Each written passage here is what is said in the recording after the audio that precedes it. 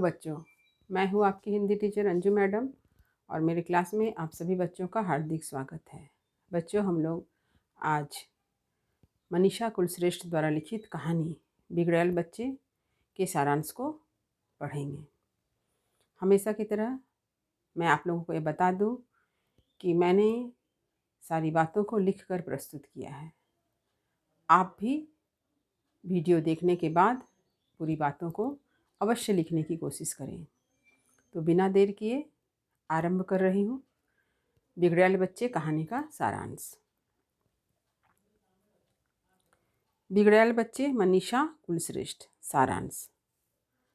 बिगड़ैल बच्चे कहानी जो है वह मनीषा कुलश्रेष्ठ द्वारा लिखी गई एक सर्वोत्कृष्ट कहानी है और इस कहानी में लेखिका ने आज के युवा वर्ग का चित्रण करने के साथ साथ दो पीढ़ियों के अंतराल और उसकी मानसिकता का भी वर्णन किया है कि दो पीढ़ियों के बीच क्या अंतर आ गया है, उसकी क्या मानसिकता है, इसका भी वर्णन किया है। कहानी के प्रारंभ में ही हम देखते हैं कि लेखिका को उसके पुत्र जो हैं, लेखिका यानी मनीषा कुलश्रेष्ठ को उसके पुत्र जो हैं दिल्ली के सायरो हिल्ला स्टेशन पर जयपुर जाने वाली पिंक सिटी ट्रेन पर बिठा दिया।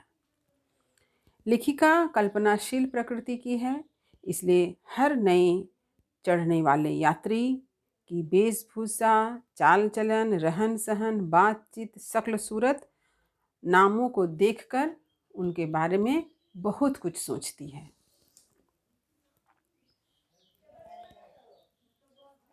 नामों के द्वारा, चाल चलन के द्वारा, उसके कहाँ के रहने वाले हैं, किस प्रदेश के रहने वाले हैं, इन सभी को भांपने का प्रयास करते हैं।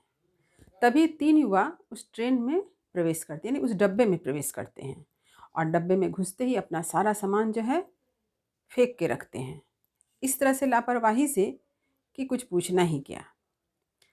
आधुनिक किस्म की लापरवाही उनके हर बात में झलकती है, उसकी वेशभूषा, चाल चलन, फेडेड जीन्स, सभी में।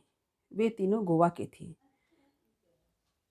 बड़ा लड़का जिसका नाम रोजर, लड़की जिसका नाम लीजा और एक छोटा लड़का था छुटकू। लेखिका ने लड़की के टी शर्ट में यह लिखा देखा, my Goa the heaven of the earth, और इससे वे समझी कि वे गोवा की रहने वाले हैं। वे कभी अंग्रेजी में कभी कोंकणी में बातचीत करते हैं। बड़ा लड़का के हाथ में गिटार है, वह लड़की का मित्र था। लड़की का रंग सांवला, लुनाई लिए था। छुटकू अपने कानों में वॉकमैन लगा के रखा हुआ था। इन तीनों की लापरवाही से लेखिका के मन में उन लोगों के लिए एक विरक्ति का भाव पैदा हो रहा था। लेखिका के पास ही एक डॉक्टर और एक उनकी पत्नी जो अध्यापिका थी पेशे से, वह भी साथ में सफ़र कर रहे थे। उन दोनों को भी तीनों युवाओं का हाव भाव अच्छा नहीं लग रहा था। ट्रेन नियत समय से खुल जाती है। उन तीनों के हाव भाव को देखकर लेखिका, डॉक्टर और अध्यापिका युवा पीढ़ी के बारे में बहुत सी बातें करती हैं, जिसमें से कुछ बातें इस प्रकार हैं। यह हाल है हमारे देश की युवा पीढ़ी का। दिन पर दिन बदतमीज होते जा रहे हैं, संस्कार बचे ही नहीं। इसी प्रकार डॉक्टर की पत्नी और लेखिका आज के युवा पीढ़ी की चर्चा करती है और उनमें बहुत सी बातें होती है। लेखिका इन तीनों युवाओं के हाव भाव, खुले विचार को देखकर सोचती है कि उन्होंने अच्छा ही किया जो अपने बेटे और बेटी का पालन पोषण बड़े ही कठोर अनुशासन और संस्कारों के बीच किया है। लेखिका का बेटा दिल्ली में IIT पढ़ रहा है। पुनः लेखिका आत्मविचार करती है, आत्ममंथन करती है कि उसने अपने बच्चों को सुरक्षित और कठोर अनुशासन में रह करके तो बहुत महान काम किया, परंतु वो यह भी विचार करती है कि शायद यही कारण है कि उसकी बेटी निसी दब्बू बनकर रह गई है। आस्तीन युवाओं के उन्मुक्त विचार, स्वच्छंद प्रवृत्ति को देखकर लेखिका के मन में अपराध बोध होता है। किस बात को लेकर? अपनी बेटी के लिए, कि अगर उसने अपनी बेटी को थोड़ी आज़ादी दी होती तो उसकी बेटी भी अपने परिवार और अपने परिवार वालों की गुलामी की ज़िंदगी नहीं जीती। मायके से अब तक उसकी बेटी अकेले ट्रेन में सफ़र नहीं कर सकती है। यही कारण है कि आज लेखिका को अपनी बेटी को लाने के लिए जाना पड़ रहा है।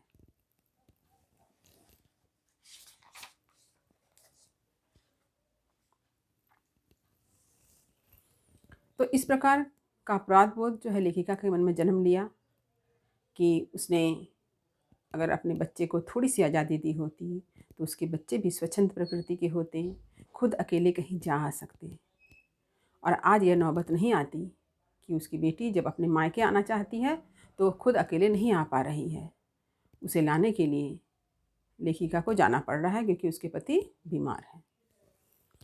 लेखिका सोच में डूब जाती है, तभी चाय वाला आता है। लेखिका चाय लेना चाहती है लेकिन लेखिका के पास छुट्टे पैसे नहीं हैं। तभी जो है छोटा लड़का जो है तुरंत छुट्टे पैसे देकर चाय ले लेता है और लेखिका को थमा देता है। साथ ही वह लड़का कुछ भुने हुए काजू बादाम भी लेखिका को खाने देता है। लेखिका उसके इस व्यवहार से बड़े ही आश्चर्यचकित हो जाती है और कृतज्ञ भी होती है।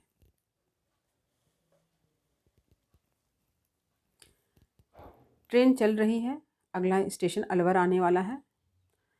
लेखिका को याद आता है कि उसने जल्दबाजी में अपनी बेटी के घर वालों के लिए, उसके बच्चे के लिए कोई मिठाई नहीं खरीदा है। तो वह सोचती है कि क्यों नहीं अलवर स्टेशन में उतरकर मिल्क केक खरीद लिया जाए। जब अलवर स्टेशन में ट्रेन रुकती है तो लेखिका ट्रेन के डब्बे से उतरकर 2 किलो मिल्क केक खरीदती है। रेलवे प्लेटफॉर्म पर लोगों की इतनी अधिक भीड़ थी कि लेखिका उस भीड़ को चीरकर जब तक ट्रेन के करीब पहुँचे, ट्रेन के डब्बे के करीब पहुँचे, तब तक जो है रेल ने सीटी दे दी। लेखिका हड़बड़ा जाती है। उसे समझ में नहीं आता है कि कौन सा डब्बा उसका है। तभी जो है वह छोटा लड़का आंटी आंटी कहकर आवाज़ देता है। तब लेखिका अपने डब्बे को पहचानती है और किसी प्रकार डब्बे के दरवाजे का हैंडल को पकड़ती है, लेकिन हैंडल उसके हाथ से छूट जाता है और वह प्लेटफॉर्म पर गिर जाती है। गिरकर वह बेहोश हो जाती है। जब उन्हें होश आया तो वह देखती है कि वो तीनों युवा उसे घेरे बैठे हुए हैं। उन्हें रेलवे रिटायरिंग रूम में ले जाया जाता है। डॉक्टर उन्हें बताता है कि अगर आज ये तीनों युवा नहीं होते तो उसकी जान को बचाना बड़ा मुश्किल हो जाता। लेखिका को मालूम होता है कि जब लेखिका प्लेटफॉर्म में गिर गई तो इन्हीं युवाओं ने ट्रेन को रुकवाया, सामान उतारा और लेखिका को रिटायरिंग रूम तक ले गया। लेखिका के लिए इन्होंने अपनी गाड़ी छोड़ दी। ट्रेन के डब्बे में जो डॉक्टर, उसकी पत्नियां जो अध्यापिका थी, वे आज के युवाओं की सभ्यता संस्कृति के बारे में बात कर रहे थे। उनका कहीं अता पता नहीं था। जिन युवाओं को लेखिका संस्कारों का पाठ पढ़ाना चाहती थी, उन युवाओं ने पहले से ही संस्कार का पाठ पढ़ चुका था। हमको हमारा मम्मी बोला, इंसान का सेवा ही यीशु की सेवा है। आप बतलाओ ना, आपकी जगह हम होते तो आप नहीं रुकते क्या हमारे लिए?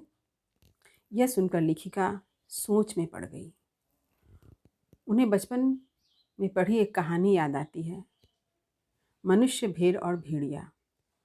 वह सोचती है भेड़िया तो वह नहीं बन सकती, पर इंसान बनने की हिम्मत जुटा पाती या आंख मूंद कर डॉक्टर की तरह अपने गंतव्य की ओर निकल पड़ती, यानी भेड़ बनकर। उन्हें प्रश्न का उत्तर नहीं सूझा। लेखिका का प्राथमिक उपचार मरहम पट्टी हो जाने के बाद दोपहर 3 बजे अब चारों फिर जयपुर जाने वाली ट्रेन में बैठ गए। इस बार स्टेशन मास्टर ने इस ट्रेन में एक कंपार्टमेंट में कूपे दिलवा दिया था।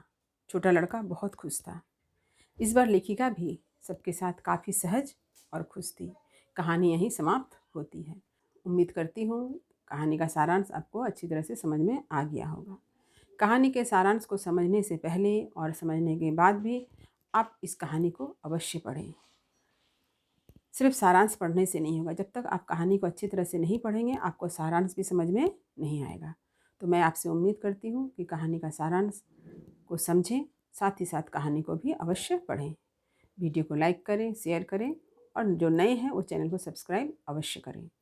इस कहानी का क्या उद्देश्य है, इस प्रश्न के उत्तर के साथ मैं अगले वीडियो में आपसे फिर मिलूँगी। तब तक पढ़ते रहिए, जीवन में आगे बढ़ते रहिए। मेरी शुभकामनाएं आप सभी बच्चों के साथ है। धन्यवाद।